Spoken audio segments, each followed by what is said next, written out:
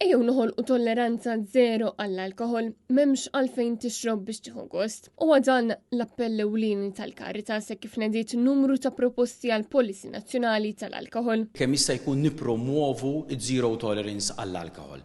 Ġifieri aħna dejjem nimbuttaw anka biex ikun hemm alternattivi oħra li jeżistu li aħna ngħidulhom in-natural highs li jiena nista' nieħu pjaċir mingħajr ma weġġa' lil innifsi u nweġġa' lill-oħrajn. U dawn aħna qegħdin nippuxxjaw ukoll biex ikun hemm anka ambjenti speċjalment taż-żgħażagħ fejn ma tiġix promossa kemm jista' jkun illi jkollok l-alkohol b'mod partikolari għax fuq qegħdin nitkellmu li jkun daqshekk aċċessibbli. Joseph Paċ, koordinatura s-servizzi fil-Caritas, spjega li l-alkohol huwa sustanza li tista' tagħmel ħsara kemm mentalment u fiżikament kif ukoll lill-komunità. U għalhekk li l-Caritas qed tisħaq għal aktar edukazzjoni, bidla fil-kultura u iktar infurzar. F'kummenti lil Net News spjega li l-importanza tal-edukazzjoni ma tridx issir biss permezz ta' prevenzjoni fl-iskejjel imma anke permezz ta' riklamar. Aħna qegħdin ngħidu isma' nistgħu nirregolarizzawhom daw, speċjalment fuq il-medja. Jistgħu pereżempju dawn joħorġu bejn l-10 ta' filgħaxija sal-5 ta' filgħodu biex aħna neliminaw propju kemm jista' jkun l-udjenza ta' minorenni.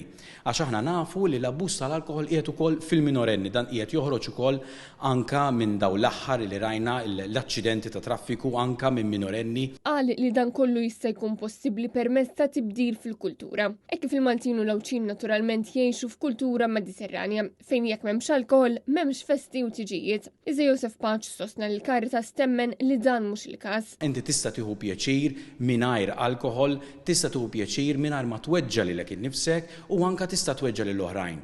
Jiena dejjem ngħid illi l-armi mhumiex biss bil-ponta u mhumiex biss bullets, imma karozza tista' tkun arma wkoll. Ġifieri jrid ikun hemm din responsabilità li jekk xi ħadd se jieħu xi sustanza speċjalment tal-alkohol tajjeb li wieħed ma jsuqx pereżempju.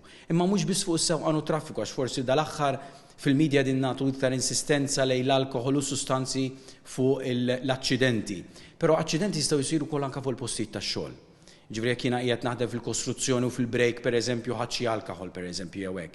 Noqogħdu attenti. Kien hawn fejn semma li Caritas qed tipproponi biex l-età minima tal-konsum tal-alkohol tiżdied għal 21 sena u anke biex jonqos il-livell ta' kemm wieħed jista' jieħu alkohol, kif ukoll li jola il-prezz tal-alkohol. U tenna li l-infurzar irid isir kemm mill-awtoritajiet kif ukoll mill-komunità stess. Aħna reżident tagħna darba qal liġi mingħajr infurzar mill-liġi xejn.